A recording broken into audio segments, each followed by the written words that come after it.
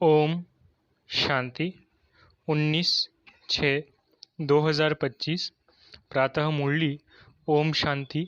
बाप दादा मधुबन। बाबा आज कह रहे हैं, मीठे बच्चे, अभी तुम ईश्वरीय औलाद बने हो। तुम्हारे में कोई आसुरी गुण नहीं होने चाहिए। अपनी उन्नति करनी है, गफलत नहीं करनी है। मीठे बच्चे, अभी तुम ईश्वरीय औलाद बने हो। तुम्हारे में कोई आसुरी गुण नहीं होने चाहिए। अपनी उन्नति करनी है, गफलत नहीं करनी है। प्रश्न: आप संगम योगी ब्राह्मण बच्चों को कौन सा निश्चय और नशा है?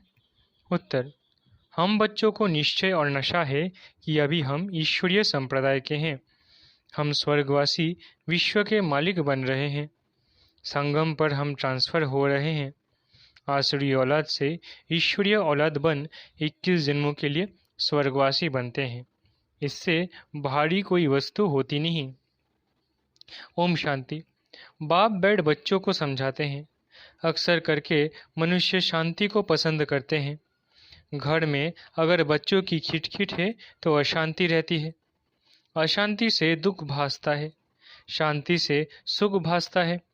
यहाँ तुम बच्चे बैठे हो, तुमको सच्ची शांति है। तुमको कहा गया है बाप को याद करो, अपने को आत्मा समझो। आत्मा में जो आधा कल्प से अशांति है वो निकलनी है शांति के सागर बाप को याद करने से। तुमको शांति का वर्षा मिल रहा है। ये भी तुम जानते हो, शांति की दुनिया और अशांति की दुनिया बिल्कुल अलग है। आसुरी दुनिया, ईश्वरीय दुनिया।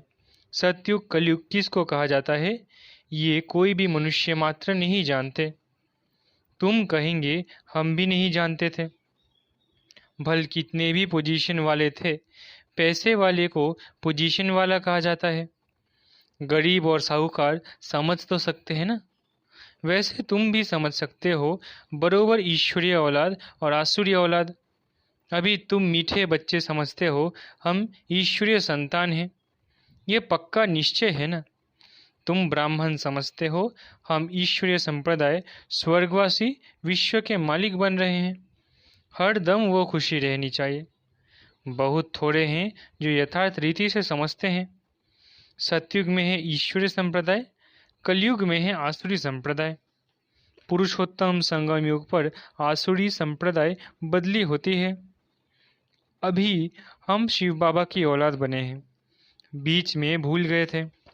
अभी फिर इस समय जाना है कि हम शिव बाबा की संतान हैं। वहाँ सतयुग में कोई अपने को ईश्वरीय औलाद नहीं कहलाते। वहाँ है दैवी औलाद। इनके पहले हम आसुरी औलाद थे, अभी ईश्वरीय औलाद बने हैं। हम ब्राह्मण बिके हैं। रचना है एक बाप की। तुम सब भाई बहन हो और ईश्वरीय औलाद हो। तुम जानते हो बाबा से राज्य मिल रहा है। भविष्य में जाकर हम दैवी स्वराज्य पाएंगे, सुखी होंगे। बरोबर सतयुग है सुख का धाम, कलयुग है दुख धाम। ये सिर्फ तुम संगमयुगी ब्राह्मण जानते हो। आत्मा ही ईश्वरीय औलाद है। ये भी जानते हो बाबा स्वर्ग की स्थापना करते हैं। वो रचता है ना, नरक का क्रिएटर तो नहीं है। उनको कौन याद करेंगे। तुम मीठे मीठे बच्चे जानते हो बाप स्वर्ग की स्थापना कर रहे हैं। वो हमारा बहुत मीठा बाप है। हमको 21 जन्मों के लिए स्वर्गवासी बनाते हैं। इससे भारी वस्तु कोई होती नहीं। ये समझ रखनी चाहिए। हम ईश्वरीय औलाद है तो हमारे में कोई आसुरी अवगुण होना नहीं चाहिए। अपनी उन्नति करनी है।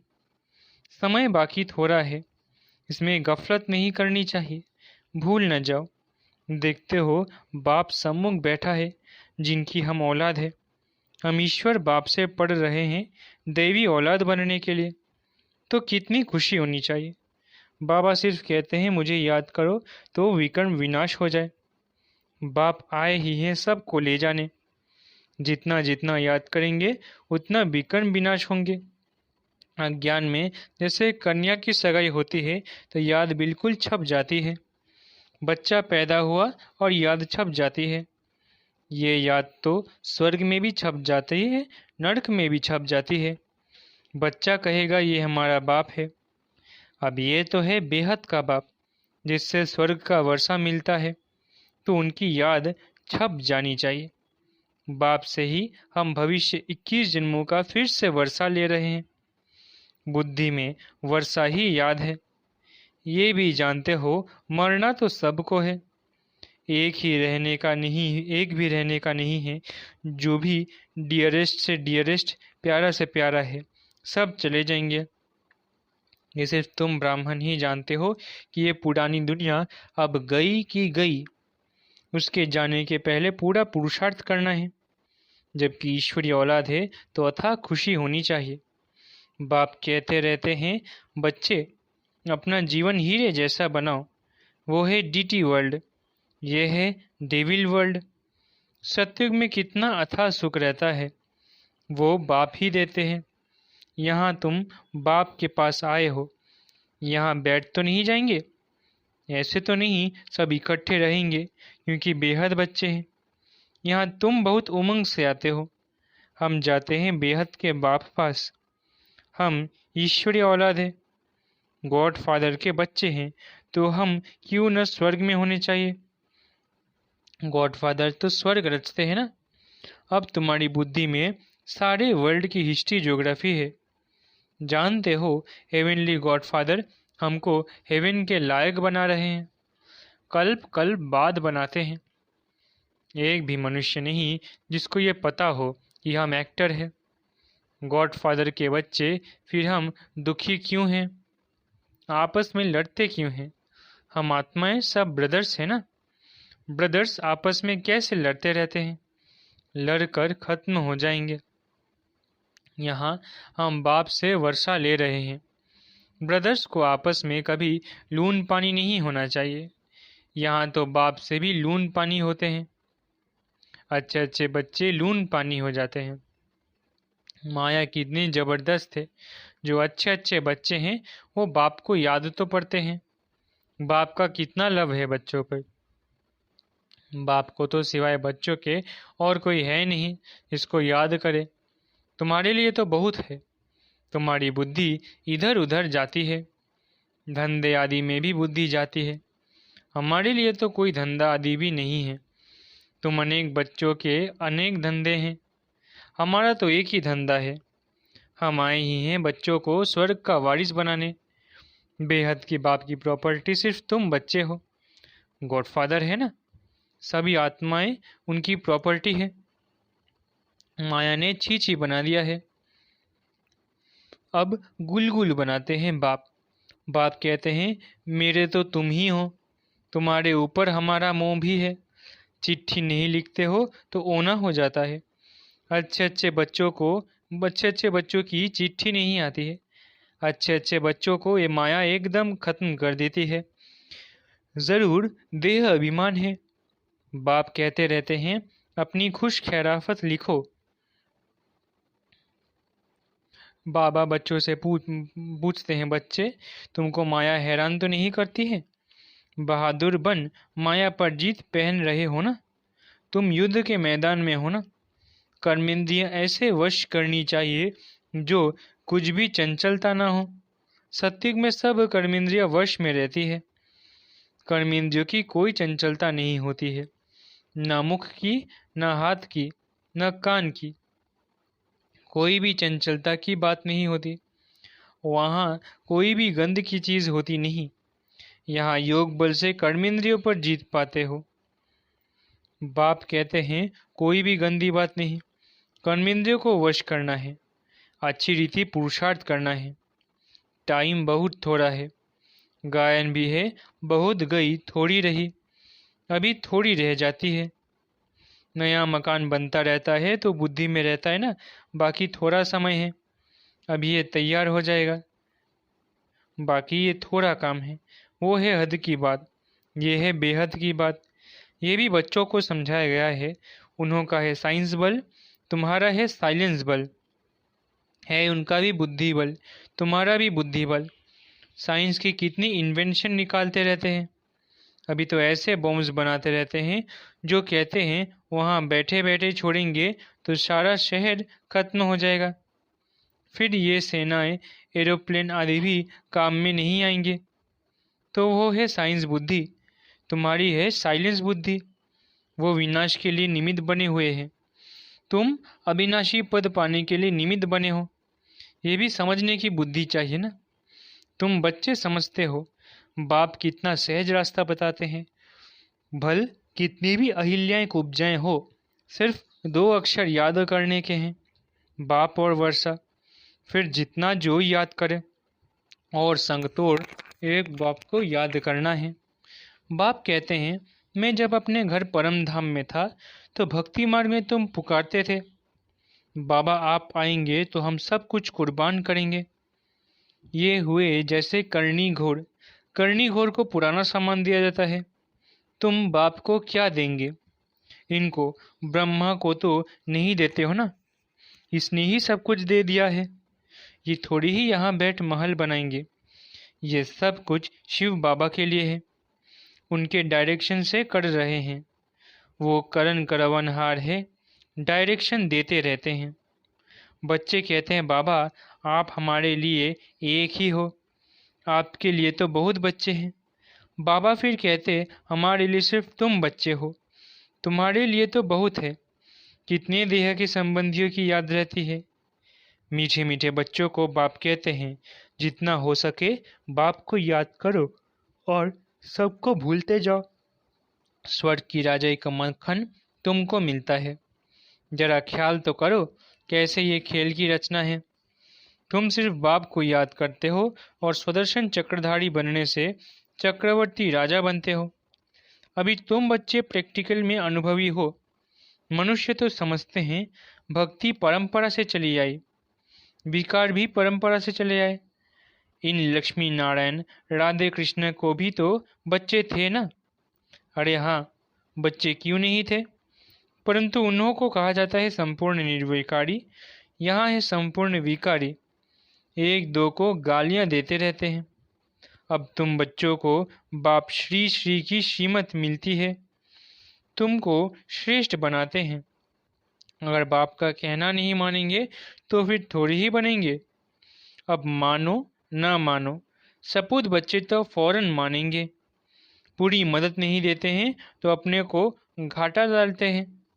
बाप कहते हैं, कल्प कल्प आता हूँ, कितना पुरुषार्थ कराता हूँ, कितनी खुशी में ले आता हूँ। बाप से पूरा वर्षा लेने में ही माया गफलत कराती है, परंतु तुम्हें उस फंदे में नहीं फंसना है। माया से ही लड़ाई होती है। बहुत बड़े बड़े तूफान आएंगे, उसमें भी वारिसों पर जास्ती माया वार करेगी। रुस्तम से रुस्तम हो लड़ेगी। जैसे वैद्य दवाई देते हैं तो बीमारी सारी बाहर निकल आती है। यहाँ भी मेरे बनेंगे तो फिर सब की याद आने लग पड़ेगी। तूफान आएंगे, इसमें लाइन क्लियर चाहिए। अब हम पहले पवित्र थे, राधा कल्प अपवित्र बने हैं, अब फिर वापस जाना है। बाप कहते हैं, मुझे याद करो तो इस योग अग्नि से तुम्हारे विकर्म विनाश होंगे। जितना याद करेंगे उतना ऊंच पद पाएंगे। याद करते करते तुम घर चले जाएंगे। इसमें बिल्कुल अंतर्मुखता चाहिए। नॉलेज भी आत्मा में धारण होती है ना, आत्मा ही पढ़ती है। आत्मा का ज्ञान भी परमात्मा बाप ही आकर देते हैं। इतना भारी ज्ञान तुम लेते हो विश्व का मालिक बनने के लिए। मुझे तुम कहते ही हो पतित पावन, ज्ञान का सागर, शांति का सागर। जो मेरे पास है वो तुमको सब देता हूँ, बाकी सिर्फ दिव्य दृष्टि की चाबी नहीं देता हूँ। उसके बदले फिर तुमको विश्व का मालिक बनाता हूँ। साक्षात्कार में कुछ है नहीं, मुख्य है पढ़ाई।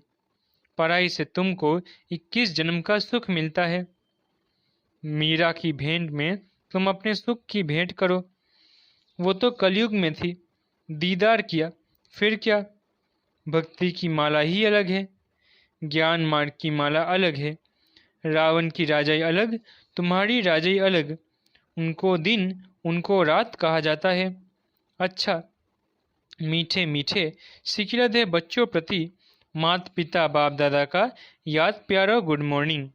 रूहानी बाप की रूहानी बच्चों को नमस्ते। हम रूहानी बच्चों की रूहानी माता पिता बाप दादा को याद प्यार, गुड मॉर्निंग और नमस्ते। धारणा के लिए मुख्य सार। पहला, याद के बल से अपनी कर्मेंद्रियां ऐसी वश करनी है जो कोई भी चंचलता न रहे। टाइम बहुत थोड़ा है, इसलिए अच्छी रीति पुरुषार्थ कर माया जीत बनना है। दूसरा, बाप जो ज्ञान देते हैं उसे अंतर्मुखी बन धारण करना है। कभी भी आपस में लून पानी नहीं होना है। बाप को अपनी खुश खैराफत का समाचार जरूर देना है। वरदान, कल्याणकारी वृत्ति द्वारा सेवा करने वाले सर्व आत्माओं की दुआओं के अधिकारी भव। कल्याणकारी वृत्ति द्वारा सेवा करने वाले सर्व आत्माओं की दुआओं के अधिकारी भव। कल्याणकारी वृत्ति द्वारा सेवा करना, यही सर्व आत्माओं की दुआएं प्राप्त करने का साधन है। जब लक्ष्य रहता है कि हम विश्व कल्याणकारी है, तो अकल्याण का कर्तव्य हो नहीं सकता। जैसा कार्य होता है वैसी अपनी धारणाएं होती है। अगर कार्य याद रहे तो सदा रहम दिल, सदा महाधानी रहेंगे। हर कदम में कल्याणकारी वृत्ति से चलेंगे। मैंपन नहीं आएगा, निमित्तपन याद रहेगा। ऐसे सेवाधारी को सेवा के रिटर्न में सर्व आत्माओं की दुआओं का अधिकार प्राप्त हो जाता है। स्लोगन, साधनों की आकर्षण साधना को खंडित कर देती है। स्लोगन, साधनों की आकर्षण साधना को खंडित कर देती है। अव्यक्त इशारे, आत्मिक स्थिति में रहने का अभ्यास करो, अंतर्मुखी बनो। अंतर्मुखी आत्माएं 3 प्रकार की भाषा की अनुभवी होती है। नयनों की भाषा, भावना की भाषा, संकल्प की भाषा। ये 3 प्रकार की भाषा रूहानी योगी जीवन की भाषा है। जितना जितना आप अंतर्मुखी स्वीट साइलेंस स्वरूप में स्थित होते जाएंगे, उतना इन 3 भाषाओं द्वारा सर्व आत्माओं को अनुभव करा सकेंगे। अब इस रूहानी भाषा के अभ्यासी बनो। अच्छा, ओम शांति। शुक्रिया बाबा।